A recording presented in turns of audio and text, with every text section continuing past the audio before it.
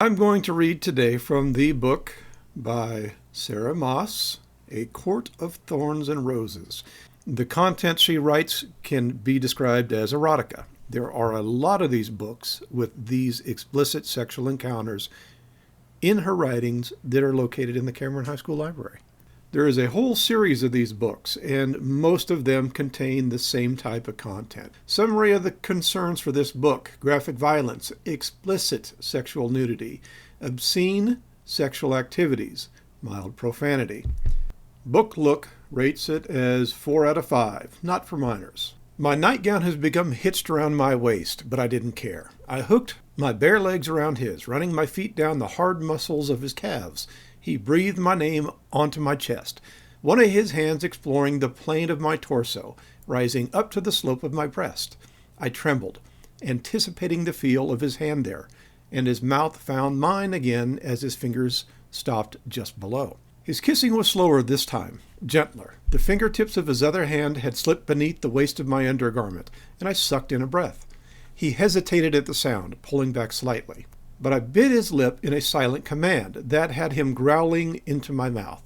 With one long claw, he's not human, folks. With one long claw, he shredded through silk and lace, and my undergarment fell away in pieces. The claw retracted, and his kisses deepened as his fingers slid between my legs, coaxing and teasing. I ground against his hand, yielding completely to the writhing wildness that had roared alive inside me, and breathed his name onto his skin. He paused again, his fingers retracting, but I grabbed him, pulling him further on top of me. I wanted him now. I wanted the barriers of our clothes to vanish. I wanted to taste his sweat, wanted to become full of him. "Don't stop," I gasped out. I sat up, and he watched me, hardly breathing, but I kept my eyes on him, my own breathing becoming steady as I raised my nightgown over my head and tossed it to the floor. Utterly naked before him, I watched his gaze travel to my bare breasts, peeked against the chill night, to my abdomen, to between my thighs. A ravenous, unyielding sort of hunger passed over his face.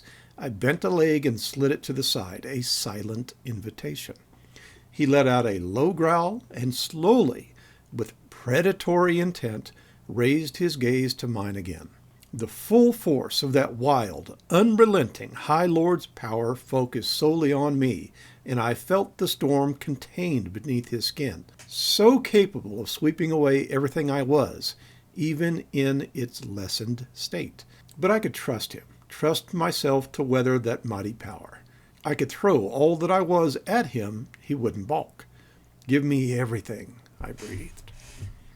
He lunged, a beast freed of its tether.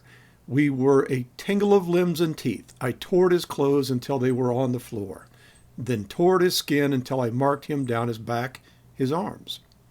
His claws were out, but devastatingly gentle on my hips as he slid down between my thighs and feasted on me, stopping only after I shuddered and fractured.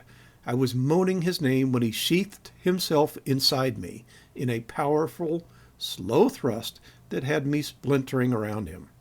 We moved together, unending and wild and burning, and when I went over the edge the next time, he roared and went with me.